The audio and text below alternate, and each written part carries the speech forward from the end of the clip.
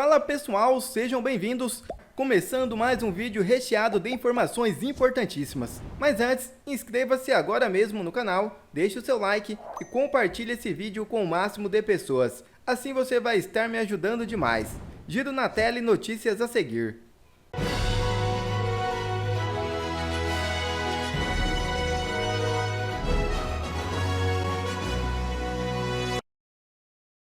Padre Kelmon processa Guilherme Boulos por danos morais após comparação durante debate eleitoral. É isso mesmo. O ex-candidato à presidência da República pelo PTB em 2022, Padre Kelmon, entrou com uma ação por danos morais contra o candidato do PSOL à Prefeitura de São Paulo, Guilherme Boulos. A ação foi movida após Boulos ter feito um comentário durante um debate no primeiro turno das eleições municipais, no dia 14 de agosto, onde comparou outro candidato, Pablo Marçal, a Kelmon. Durante o debate, Boulos chamou Marçal de Padre Kelmon dessas eleições, insinuando que Marçal estaria tumultuando o debate e atuando como uma caricatura política. Boulos afirmou: "Você é um mentiroso compulsivo. Você é o Padre Kelmon dessa eleição. É isso que você é. Você veio para tumultuar. Você é uma caricatura." Em resposta, Marçal ironicamente se autodenominou Padre Kelmon e, sacando uma carteira de trabalho, disse que iria exorcizar o demônio do candidato do PSOL, referindo-se a Boulos como um grande vagabundo. Kelmon argumenta na ação que sua imagem foi prejudicada pelas declarações de Boulos e pede uma indenização de R$ 56.480 a ser destinada a uma instituição de recuperação de dependentes químicos. A ação ainda está em andamento na Justiça de São Paulo. Governo do Amor deixa vencer vacinas e fica sem estoque contra a Covid. É isso mesmo. Durante o governo Bolsonaro, a partir do momento em que as vacinas começaram a ser adquiridas, nunca faltaram. O governo Lula, não obstante as críticas à gestão Bolsonaro em relação à condução da pandemia, está sem estoque para a entrega imediata de vacinas contra a Covid. E o que é muito pior, o Ministério da Saúde, chefiado por Nízia Trindade, deixou vencer cerca de 1/3 do último lote comprado na farmacêutica Moderna, quantidade equivalente a 4,2 milhões de doses. Muita incompetência. Aliás, a incompetência do Ministério do atual governo é generalizada, ao ponto do deputado federal Gustavo Gar afirmar que a ministra da Saúde de Lula tem que ser presa urgentemente. A sorte do PT, a sorte desse governo é que a memória do povo brasileiro, ela não segura informações durante muito tempo, principalmente quando a gente já acostuma com essa quantidade de escândalos que a gente está vendo no governo. Mas sem sombra de dúvida nenhuma, o pior ministério que nós temos agora e que está realmente matando brasileiros é o Ministério da Saúde. Não é nem tão ruim quanto o Ministério da Fazenda, da Economia com o Haddad, nem a Secretaria da Comunicação com Paulo Pimenta e seus esquemas de corrupção. O Ministério da Saúde ou tem que ser fechado imediatamente, ou essa mulher tem que ser exonerada. Vamos lá, eu vou lembrar só dos principais escândalos do Ministério da Saúde. Vamos começar com esse aqui, ó. Evento com dança erótica no Ministério da Saúde custou quase R$1 milhão. Lembra do Bate-Cu? Pois é, foi um evento do Ministério da Saúde, onde levaram uma travesti lá, não sei, prostituta, não sei o que é isso, para ficar rebolando a bunda. Igualzinho o caso daquele travesti na Faculdade do Maranhão, que levanta educando com o cu. Então, a educação brasileira está educando com o cu e o Ministério da Saúde está batendo com o cu. Desculpa usar essas palavras, mas para explicar esse governo, não tem como usar palavras bonitas. Então, vamos lembrar desse escândalo aí, né? R$1 milhão. Depois, não, esse aqui, ó. Depois temos esse aqui. Quarto investigado por transplante de órgãos infectados por HIV é preso no aeroporto de Galeão.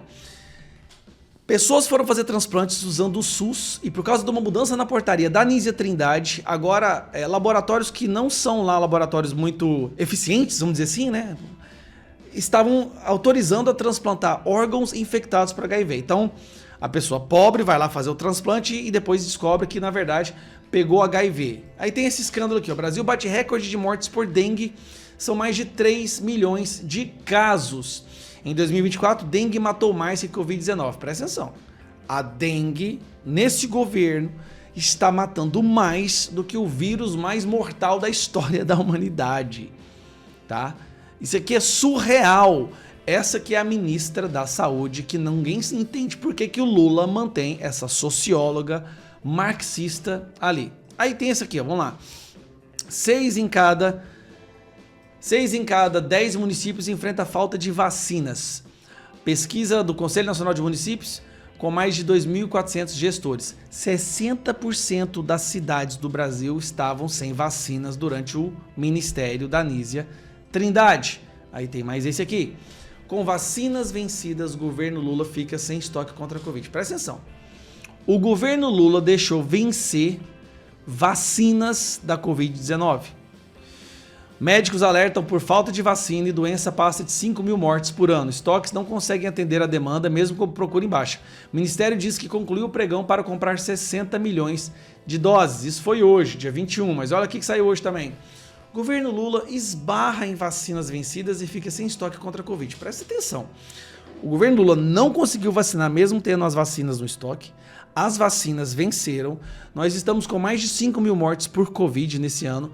Nós temos mais mortes por dengue e que também não tiveram vacinas. E agora a saúde troca partes dos lotes, reconhece desabastecimento. Milhares e milhares de pessoas estão morrendo no Brasil por conta dessa pessoa que o Lula simplesmente se recusa a demitir. Ninguém consegue entender o que está acontecendo. A única explicação é que o Lula não está nem aí para a vida do povo brasileiro e por isso continua com a ministra mais incompetente. Gente, e assim, é uma competição acirrada. Para você ser considerada a pessoa mais incompetente nesse governo, mas tem que ser muito ruim. Não basta ser razoavelmente ruim, não. Tem que ser ruim fora da caixinha. Tem que ser pior que Haddad. Tem que ser pior que Paulo Pimenta. E essa pessoa, ela é o maior escândalo. O fato dessa pessoa ainda não ter sido demitida é um escândalo maior do que o ministro Taradão. É o ministro pervertido dos direitos humanos, que assediava mulheres. Imagine 1/10 desses escândalos acontecendo durante o governo Bolsonaro. O que seria do mundo se o governo Bolsonaro cometesse uma coisa dessa daqui? Isso porque, graças a Deus, nós não estamos no pico da pandemia. Porque o Brasil, durante o governo Bolsonaro, no pico da pandemia, era um dos países que mais vacinava no mundo. Agora, sem pico da pandemia, sem disputa para comprar vacina, porque antes todos os países queriam comprar vacina, os laboratórios não conseguiam fornecer, suprir essa demanda. Agora não existe esse problema. E mesmo assim o governo não compra, o ministério não compra e pessoas estão morrendo. É sério. É sério que tem gente que defende isso ainda? Que descaso, que desprezo, que incompetência. É criminoso o que esse governo está fazendo. Não é nada menos que criminoso. E agora, esse dia que vai pegar o dinheiro do FGTS, seu, trabalhador. Você que trabalha, se você for demitido, esquece receber seguro-desemprego, viu? O Lula vai pegar o seguro-desemprego para quitar o rombo do governo que ele está criando. E agora, o dinheiro do FGTS, da multa do FGTS que a empresa pagava, ao invés de ir para você, trabalhador, vai para o governo. Faz o L. Faz o L bonito, faz o L gostoso, porque você merece. Esse povo brasileiro que votou nesse traste, cara, merece mesmo, viu? Como que pode um ser humano tão miserável que nem esse aqui te contar, cara? É brincadeira. E a STF condena 15 réus do 8 de janeiro que rejeitaram o acordo. Veja o vídeo. Dia 8 de janeiro, Piotr, o Supremo Tribunal Federal condenou mais 15 réus pelo 8 de janeiro. Todos recusaram o acordo de não persecução penal proposto pela Procuradoria-Geral da República para os acusados de crimes de menor gravidade durante os protestos na Praça dos Três Poderes, em Brasília. Os ministros seguiram o voto do relator, ministro Alexandre de Moraes, e responsabilizaram os acusados pelos crimes de associação criminosa e incitação ao crime. As penas, então, Silvio, nesse caso, aplicadas para esses 15 réus, foram de 1 ano de prisão, mas substituídas por 225 horas de trabalho comunitário e uma multa equivalente a 10 salários mínimos. Olha, todos serão condenados em lote e tudo isso, o Augusto repisa esse ponto e eu concordo com alguma frequência, tudo isso também será anulado no futuro. Todas essas condenações sairão da ficha de alguém que foi à rua protestar contra o triunfo da indecência na eleição, estivesse à frente de um quartel, do Congresso Nacional, do Supremo, pouco importa. E estava lá para protestar numa tarde que terminou de uma forma ruim. Quem jogou uma única pedra deve ser penalizado, se a individualização da conduta estiver comprovada com materialidade. não é o caso. Sabemos que não é o caso e que essas pessoas estão sendo, para utilizar o verbo, um dos verbos favoritos do presidente da Corte, Luiz Roberto Barroso, estão sendo empurradas, né? Empurrando a história. Elas estão sendo empurradas para manter a narrativa viva de que o Brasil passou por uma tentativa de golpe, um golpe absurdo que, inclusive, fora das nossas fronteiras já virou chacota. Nas páginas de jornais pelo mundo, todo mundo sabe que o pipoqueiro, o vendedor de algodão doce, aquela senhora, aquela avó, aquele pai, aquela mãe, aquele cachorrinho que estava lá com criança, ninguém ali ia dar golpe de Estado nenhum, não tinha nem condições. Aliás, faltaram os paraquedistas, os tanques de guerra, as armas. Alguém dá um golpe de Estado no Brasil, num país como o Brasil, sem uma única arma na mão, sem um único paramilitar, para não citar as Forças Armadas? É claro que não. Mas essa narrativa precisa permanecer de pé, do contrário, é o Supremo quem cai na vala do esquecimento, né? É o Supremo quem vai para a lata de lixo da história diante desta narrativa ruim. Vamos ao ponto aqui. Essas pessoas foram condenadas a 1 ano, a 2 anos e a partir daí as penas foram revertidas. Mas elas foram condenadas por não assinar um acordo de não persecução penal. E esse é o cerne da questão, porque honra não se negocia. Como é que você vai olhar lá na frente, na cara, no rosto da sua família, do seu filho, um pai, uma mãe, uma avó, e dizer, eu assinei um acordo, e você vai ouvir de volta, mas o que você fez? Não, eu não fiz nada, eu fui lá protestar. Então por que você assinou esse acordo? Porque o ministro Alexandre de Moraes queria. Não é assim que a história será empurrada. Não é porque eles querem que a história funcione assim que ela vai ser lembrada no futuro. Tudo isso será anulado. Mas ainda bem que essas pessoas foram condenadas por um tempo menor do que aquelas que acordam ainda atrás das grades, diante de um muro de concreto e pensam nos filhos e pensam na família que está do lado de fora e elas não roubaram ninguém, elas não assaltaram, elas não mataram, elas não são grandes traficantes de drogas, não. Elas só reclamaram de fato da indecência que tomou conta de Brasília. Achavam que podiam, aliás, podiam, diante da Constituição, mas não a Constituição que o Supremo Tribunal Federal inventou. Até porque esse acordo, né, Silvio, proposto pela Procuradoria, implica em confissão de culpa, né? E esses 15 réus, então, se recusaram a assinar. Olha, isso lembra os processos de Moscou. Já comparei aqui e volto a comparar. Nos processos de Moscou, movidos pelo Stalin para exterminar os chefes comunistas da sua geração, que ele considerava todos possíveis competidores, tal, ele obrigava o sujeito a confessar o que não havia feito e ainda assim condenava à morte. Só falta a condenação à morte. Aqui você tem, nesse acordo, que é uma coisa sórdida, você confessa o que não fez e ele impõe, o ministro Alexandre de Moraes impõe humilhações adicionais por ser perverso. Você tem de se submeter a um curso de democracia. Você tem de ser aluno, aprender, olha aí a democracia que você ameaçou.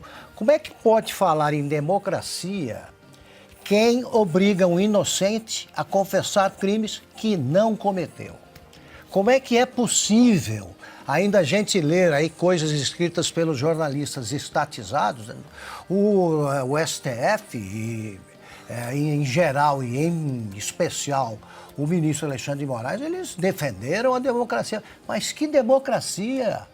Isso aí é golpe. Os caras não falam nada sobre o que aconteceu na Venezuela. Na Venezuela agora, na eleição. Né? O que aconteceu com os eleitores? O que fez um sujeito que eles não têm... Também acho que o Supremo, esse pessoal que defende o Alexandre de Moraes, também acha que a Suprema Corte venezuelana agiu direito. É ela que proclama o resultado ali também. Venceu a eleição. Tem milhares, centenas de presos, ou milhares, na Venezuela, presos políticos, e tem aqui. De vez em quando sai uma notícia sobre os de lá, mas muito pequena.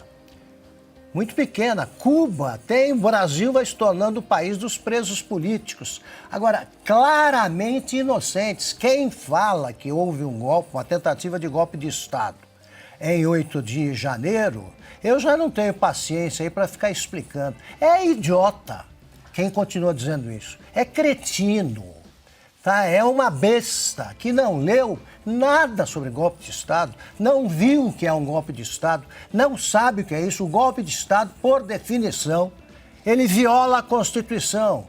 Essa Constituição tem sido violada diariamente, estuprada pelos ministros do Supremo. Consta, deixa eu só aqui adicionar uma informação, porque a condenação desses 15 réus, esse julgamento virtual, ele foi finalizado na última sexta-feira, dia 18 de outubro, e, claro, a maioria, então, votou pela condenação, mas queria trazer aqui que 2 ministros votaram pela absolvição. Foram eles, então, André Mendonça e Nunes Marques, mas, claro, foram votos vencidos. Consta. Pois é, mas vale a pena destacar isso, que eles estão sendo muito cobrados, né, os ministros bolsonaristas, digamos assim, e pelo menos dessa vez eles não acompanharam, porque a gente fala muito do Alexandre de Moraes, e tem que lembrar que ele tem cúmplices, que quando vai a plenário alguma coisa, a maioria costuma apoiar as sandices, o verdadeiro golpe, né, que foi dado pelo próprio Alexandre de Moraes. Agora, o mestre Augusto lembrou do caso do Stalin, né, dos show trials soviéticos. O Paulo Kramer, grande cientista político, numa entrevista para a Oeste, ele lembrou do caso, mas com agravante. Ora, o próprio Andrei Vizinski, temido promotor de Joseph Stalin nos processos de Moscou dos anos 30, ele próprio tinha o pudor, o escrúpulo de individualizar as penas e as responsabilidades de cada acusado. No Brasil não é assim. Então, veja, o promotor do Stalin, num julgamento de fachada, individualizava as penas e inventava os crimes. Então, o sujeito era acusado de algum crime real, existente. Vamos para o Brasil de 2024. Essas pessoas são acusadas de forma coletiva, como se fossem gado, e por crimes inexistentes. Ninguém pode levar a sério que com um algodão doce na mão e uma bíblia na outra, a pessoa está tentando promover um atentado terrorista ou dar um golpe de Estado. Isso é ridículo demais da conta. Usar um batom para escrever "perdeu o mané" numa estátua não pode ser classificado em nenhum lugar do mundo como uma tentativa de golpe de Estado. Né? Só se for um batom, já brinquei com isso, um batom atômico. Uma arma ultra secreta desenvolvida lá pela turma do MI6, do 007, sei lá. Então, tudo isso é muito ridículo. É muito ridículo. O verdadeiro golpe de Estado foi dado por quem abandonou a Constituição, e isso tem sido tema de debate acadêmico no mundo, não é uma coisa exclusiva do Brasil. A juristocracia, a ditadura da toga, ela vem acontecendo como fenômeno em vários lugares. Tem um paper muito bom, publicado pela Cambridge, de um professor de Yale, né, de Direito, que fala exatamente disso usando um caso alemão como estudo de casos. A juristocracia é um atalho que as elites que querem empurrar a história porque se consideram iluminadas encontraram para poder dispensar o povo. Democracia dá muito trabalho. O povo, vejam só, pode acabar votando errado, pode acabar votando na direita. E isso não é aceitável por figuras iluminadas que querem empurrar a história. Quer ver mais conteúdos como esse? Então inscreva-se agora mesmo no canal e ative o sininho das notificações. Assim você não perde mais nenhum conteúdo que é postado aqui no canal. E também já deixe o seu like para o YouTube ajudar a divulgar o nosso trabalho. Fico por aqui e que Deus abençoe a todos.